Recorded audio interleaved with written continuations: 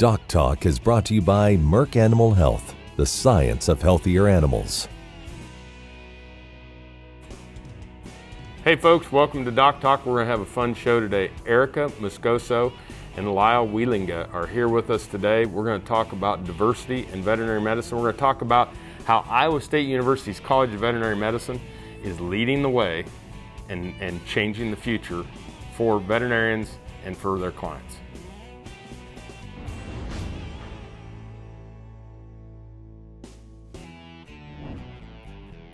Watch Ag AM in Kansas online at agamandkansas.com.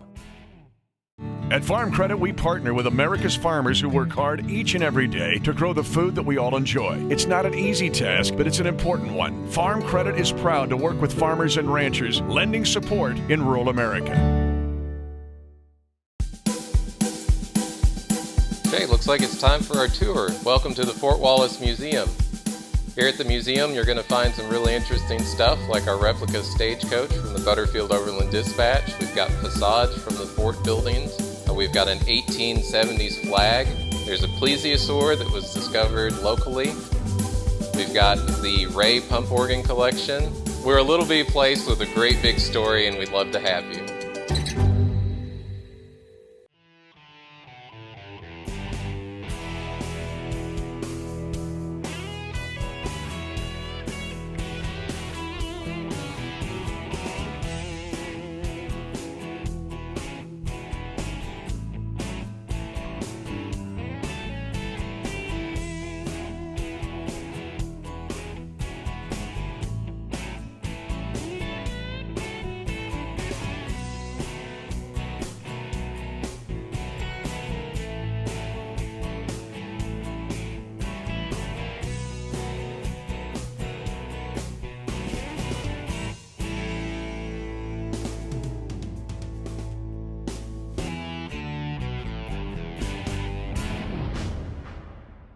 This segment is brought to you by the Beef Quality Assurance Program and the Kansas Beef Council, improving animal care and beef safety for more than 20 years.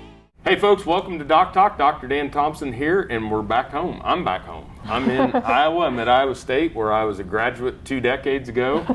And it's really exciting for me to see the leadership in 2 of our future bright and rising stars in veterinary medicines with Erica Moscoso and Lyle Wielinga.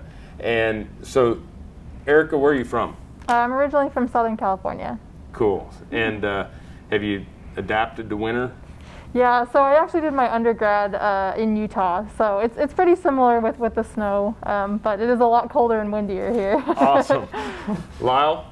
I'm from Northwest Iowa, Sioux Center area. So you're enjoying the climate change of moving south, right? Yeah, I moved south just a pinch. That's right. Anyway, we're going to break this up a little bit and have these 2 young folks in veterinary medicine describe how they're becoming leaders and helping Iowa State University, and specifically the leadership of our dean, Dr. Dan Grooms, move forward with diversity inclusion here at Iowa State. Erica, this is an important topic, something really important to our profession. Tell me a little bit about what y'all have been doing this summer. Yeah, so Lyle and I have been working really hard with the dean and his leadership team to help improve diversity, equity, and inclusion within the college, not only for our students that are here now, but students who are, applying to vet school and want to come here to Iowa State. We want to equip those students with the right tools to be able to get into veterinary school and be successful veterinarians in the future as well. You bet. So, as you talk to me a little bit about the importance of inclusion and diversity to veterinary medicine. Sure. One thing that I learned that was pretty surprising this summer is that veterinary medicine is one of the least diverse professions in the entire country. That's something that I personally did not know before coming to school here, and so I think the ideas of diversity and inclusion within our profession is very important for us to speak out about, but also be players in helping increase diversity within our profession as we continue as students, but also as practitioners. It's not enough to just say, hey, I'm here and I made it. I want to be a role model for those, who came from a background like me, or students who look like me, to pave the way to kind of continue to diversify our profession. Yep.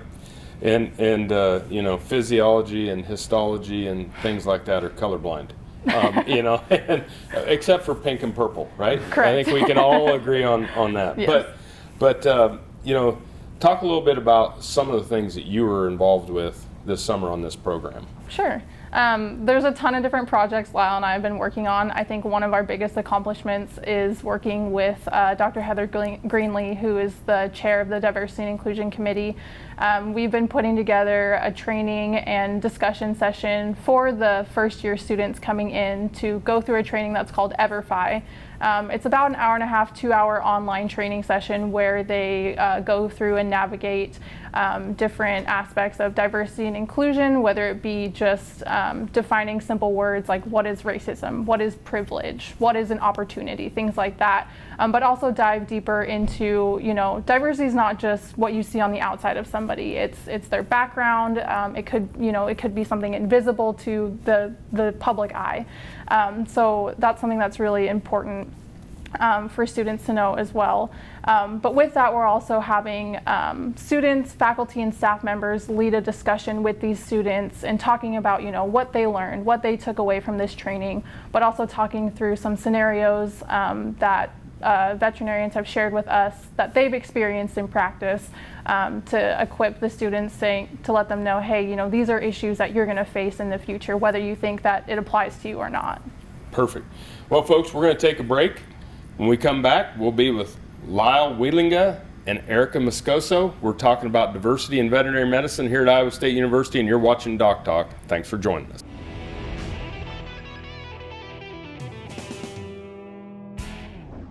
I'm Bob Schwartz, and I've devoted the last 43 years to helping Kansans reach their retirement goals and to protect the family farm. At Bob Schwartz Financial, we believe everyone should be able to live the retirement they've always dreamed of. Our team of professionals can help you create an efficient strategy using a variety of investment vehicles to help you address your financial needs and your concerns. Bob Schwartz Financial values commitment and transparency.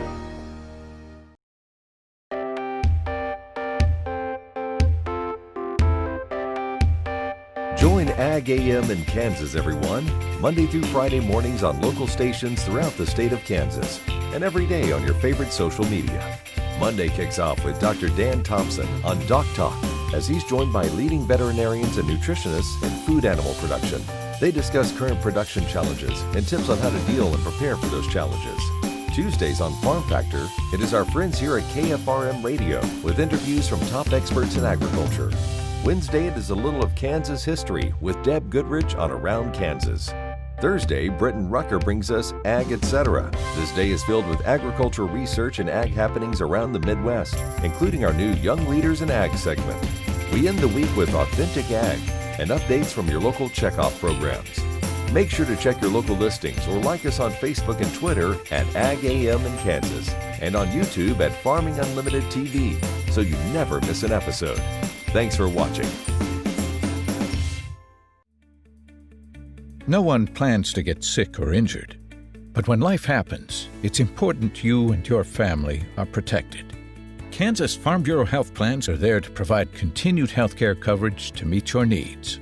Choose from a broad range of individual and family plans. And if you're over 65, we have options for you too.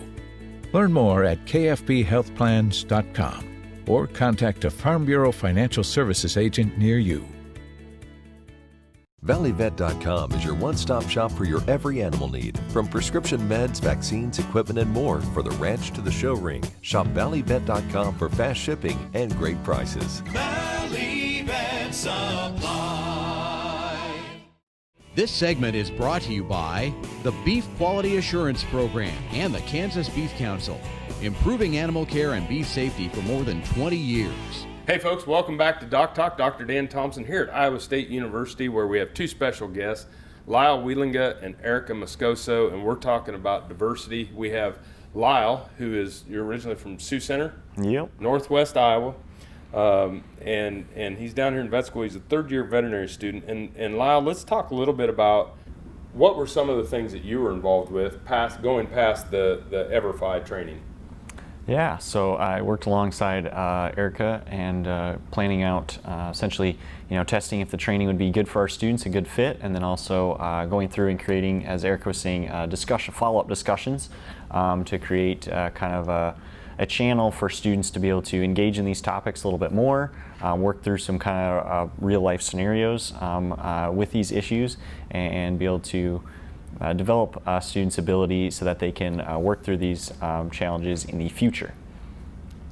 Excellent, excellent. And so when you started to work through some of these and started to see some of the results come in, what was the first thing, if you just had to say one thing that jumped out at you, what was one thing you found?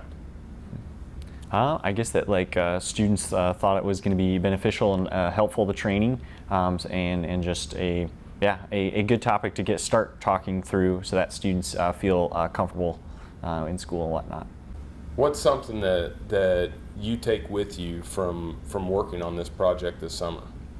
I think something for me would just be especially working with clientele, and especially with a Hispanic background, especially in production animal medicine. It's becoming a lot more common working with Hispanic workers and Spanish-speaking workers, and I think it's really important to be able to bridge that barrier and that communication barrier as well as cultural, and be able to work through that well together to have effective communication. So, La, when we talk about this, and it's a lot more than language, isn't it? Yeah. Yep. There's culture and language and just background. People get used to different language being used differently. But yep.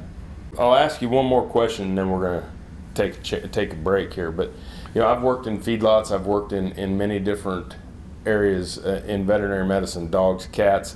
I've practiced in Dodge City and Garden City and West Texas, and I think when you're raised around it, it's a little bit different than diversity is different than if you come from a community that has no diversity. Mm-hmm. And so, but it doesn't mean that people aren't willing to learn or don't want to learn. They just haven't had the opportunity, right? Yeah, no, for sure. There's definitely some people who come, a background that's primarily, everybody looks the same from where they came from, and they're just not used to working with people from other different backgrounds. But it doesn't necessarily mean they're not willing to learn and learn more about that, and when they get in a situation to learn from other people's perspectives. Cool. Well, thank you for being on DocTalk. You and Erica have done some great work. We're going to take a break. When we come back, we're going to talk more here with some of the rising stars at Iowa State University's College of Veterinary Medicine. And we're going to talk a little bit about how they interacted with our dean, Dr. Dan Grooms.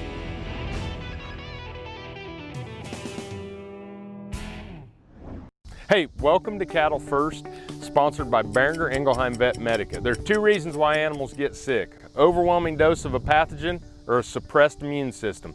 Number one cause of a suppressed immune system is stress.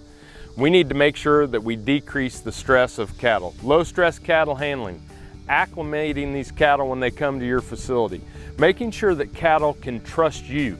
So building trust with cattle, just like you would with a dog or a horse on your property, is vitally important, because animals that don't trust you won't show you clinical signs. Once you gain those cattle's trust, all of a sudden one of them says, hey, I'm not feeling good, take me to the hospital and treat me. Otherwise, they think you're a predator and they mask their clinical signs and you don't catch them. This has been Cattle First by Boehringer Ingelheim Vet Medica.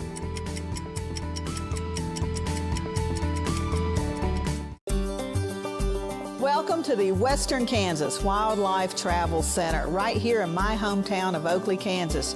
We're the front door of Western Kansas, located on three main highways, I-70, US 83, and US 40. And all those roads lead to history, beautiful scenery, and adventure, no matter which direction you go. We now have an IHOP. That brand that you've trusted up and down the road in all your travels is staffed with local folks, real people, just like you and me, and we're waiting on you to join us. So for fun, adventure, fuel up, fuel your body, and let's have some fun.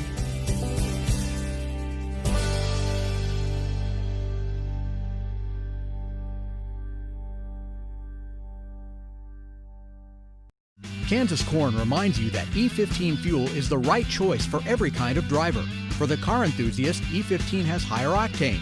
For the thrifty driver, E15 is priced lower than regular unleaded. For the nature lover, E15 provides cleaner air.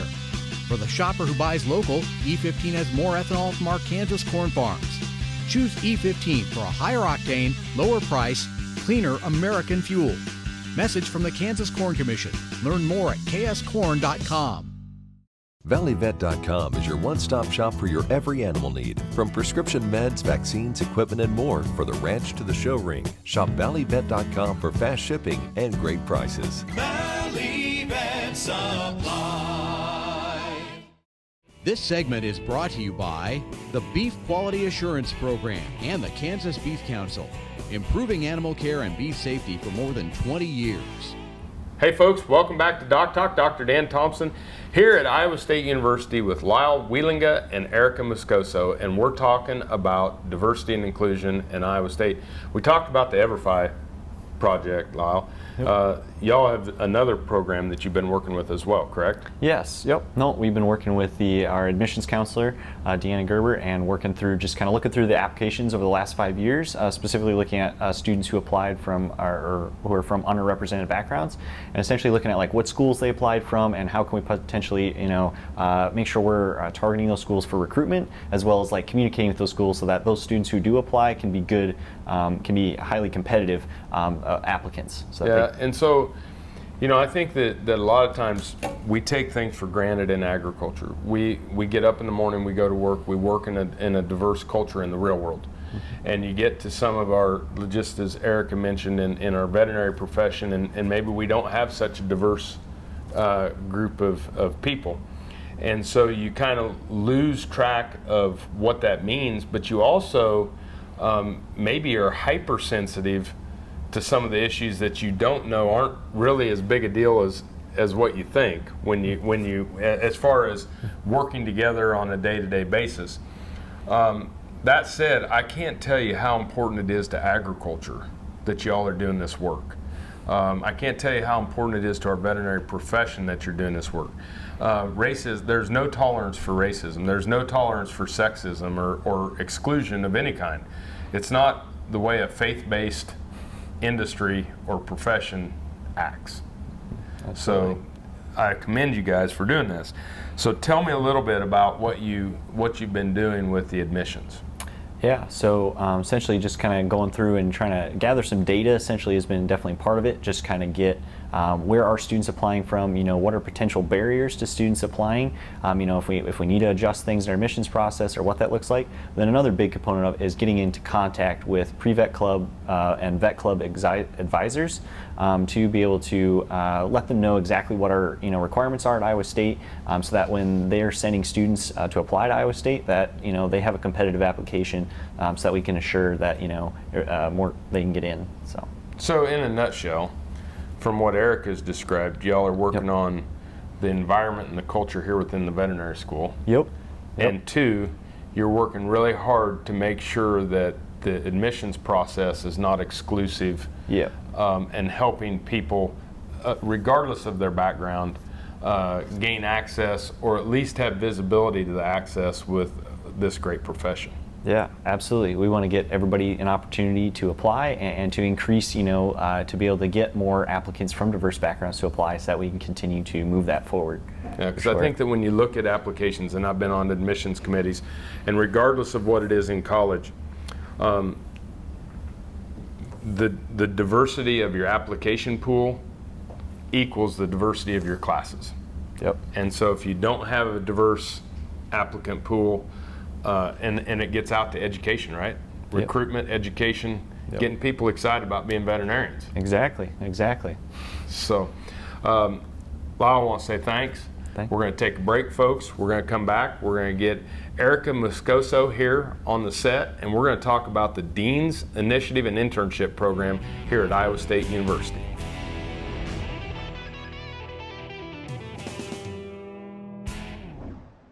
SureCrop Fertilizers was started by my father, Don Sherman, and my mother, Shirley Sherman. Family business that started in the 80s. We predominantly focus on plant nutrients and what we can do to give growers better responses for with the fertilizer dollars that they do and what we can do to make those things work better for that grower. We're based out of Seneca, Kansas. We work with growers in their soil analysis to figure out what they need, and then we can put those in a blend that gives them the best results, and so that we can deliver that direct to their farm so that they have those nutrients where they need them, when they need them, and so that they can apply them in a manner that's very efficient to them and works well on their planting systems and what they're doing. Sure Crop Fertilizers has been around for a long time. We always say we're big enough to take care of everything you need, but yet we're small enough to do it quickly. You can get a hold of us at 1-800-635-4743. Our website is surecropfertilizers.com, and you can always email me at Corey@surecropfertilizers.com, and with any questions you have, and we're glad to answer it and work with you. Highways 40, 83, and I-70 come together right here in Oakley. Roads that lead to businesses, to magnificent rock formations, to scenic vistas, to places where legends were made. Roads that lead us home. Discover Oakley, the gateway to Western Kansas. The Kansas Wheat Innovation Center in Manhattan is rediscovering ways to get improved varieties and new genetics in the hands of farmers faster. Grower-led and checkoff-funded research initiatives are bringing about positive change. This grassroots leadership provides a strong voice in Topeka and Washington, D.C. Now is the time to partner with Kansas Wheat in moving wheat forward. Kansas Wheat Commission and Kansas Association of Wheat Growers. Farmers investing in their future and yours. Log on to rediscoverwheat.org. ValleyVet.com is your one-stop shop for your every animal need. From prescription meds, vaccines, equipment, and more for the ranch to the show ring. Shop ValleyVet.com for fast shipping and great prices. Valley Vet Supply. This segment is brought to you by the Beef Quality Assurance Program and the Kansas Beef Council, improving animal care and beef safety for more than 20 years. Hey folks, welcome back to DocTalk. Dr. Dan Thomson here with future Dr. Erica Moscoso from Orange County, California. One of my favorite places to go and visit and stay. If it wasn't so expensive, I might be able to live there. But Erica, talk to me a little bit about this Dean's Internship program, because not a lot of veterinary schools have it. Yeah, Lyle and I are very fortunate to be able to work with the Dean this summer. This is only the second year that he's been doing this internship, but basically what it entails is you spend your entire summer working with the Dean and his leadership team on an initiative that we all agree on. Last year they worked on rural veterinarians and the problems surrounding that here in Iowa, and this summer we felt it was very important to tackle issues with diversity and inclusion, specifically within veterinary medicine and within the college head-on. It's been a really awesome experience gaining leadership experience, but also tools for us to take into the profession as we continue here at school, but then also as practitioners in the future. So it's been a really awesome opportunity being able to work with the Dean. He's been really great with communication. You know, yesterday was the first day that we were all together, social distance of course. So our internship has been a little unique this summer to where we've all done all of our meetings online. But that being said, you know, if we ever need to reach out to the Dean or anyone on his leadership team, they're always happy to meet with us. Total open door policy, even if it's over Zoom. But it's been a really great experience working with him. Yeah, I just have been totally impressed with Dr. Rooms and his leadership at Iowa State, really carrying the tradition of being leaders in veterinary medicine. Iowa State University, if you don't know, was the first veterinary school in the country. It has been a leader in food animal and small animal medicine, but more importantly, when issues like this pop up, leaders that are part of the ISU family, like you, Erica, and Lyle, get to interact with the Dean, Dan Grooms, and really take Iowa State University to the next level. For sure, yeah. And it's been a really awesome opportunity, and I know Lyle and I are super grateful for all the time that we've been able to spend with him, and all of the little nuggets of information that he shared with us have been really useful as well. So yeah, I think it's really important, folks, that we understand the importance of inclusion, and that we understand the importance that getting it rolling at the college level imparts the wisdom where you might not have time to learn it out when you get out there and you're spaying, neutering, preg checking, and doing all those things that we do as veterinarians. What would be some of your, if you were going to go home to Orange County, what would be one of the things you took home from this experience that you would want people to know about? I mean, I know I'm kind of repeating myself, but just emphasizing the importance of celebrating people of diverse backgrounds. I think also diversity plays into inclusivity, you know, allowing for people to express their authentic selves and supporting them in every way possible, I think is very important. And, you know, I think it's really important to support those who are, you know, underrepresented in vet med, but also those who are marginalized as well too, and continue to be allies to those people. Continue educating yourselves about the issues that are going on, you know, not only within vet med, but in our world surrounding us today, and continue to just better yourself, and hopefully by doing that, better the people that you surround yourself by. You want to know what I came away with the most? Sure. I came away with how deep of an understanding you all have that it is beyond the color of our skin, that it is so much about our backgrounds. You both of you have used the term background repeatedly, and I come from a rural, I graduated with a high school of 8 kids. Wow. Okay? You can't have a much more diverse background or a minority, because I would say I would be in the minority, right? Oh, definitely. So my background is so different than so many people, and so I think that by y'all looking at this holistically, I'm just so proud of you and so thankful for what you've done. Thank you. So folks, 2 great veterinary colleagues here, Erica Moscoso and Lyle Wielinga, and we had a great discussion about the importance of diversity, the importance of background, the importance of inclusion, and I'm so thankful that y'all are leading the charge. We need more of this in agriculture and in veterinary medicine, okay? Now, what were my take-homes? The take-homes today were, 1, we've got to expose more people to veterinary medicine.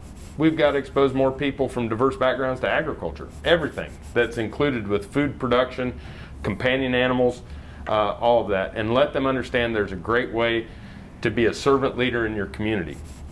If we have a more diverse applicant pool, we wind up with more diverse classes, which gives us a more diverse veterinary profession to support this ever-changing diverse world. And Iowa State University is leading the charge. What a great culture that we have here in Ames, Iowa. I want to thank Erica. I want to thank Lyle for being on here. Thank you for your work. Thank you for watching DocTalk. And if you want to know more about what we do here at DocTalk, you can find us on the web at www.doctalktv.com.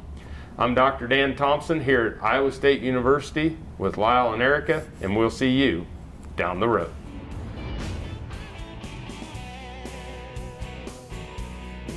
DocTalk is brought to you by Merck Animal Health, the science of healthier animals.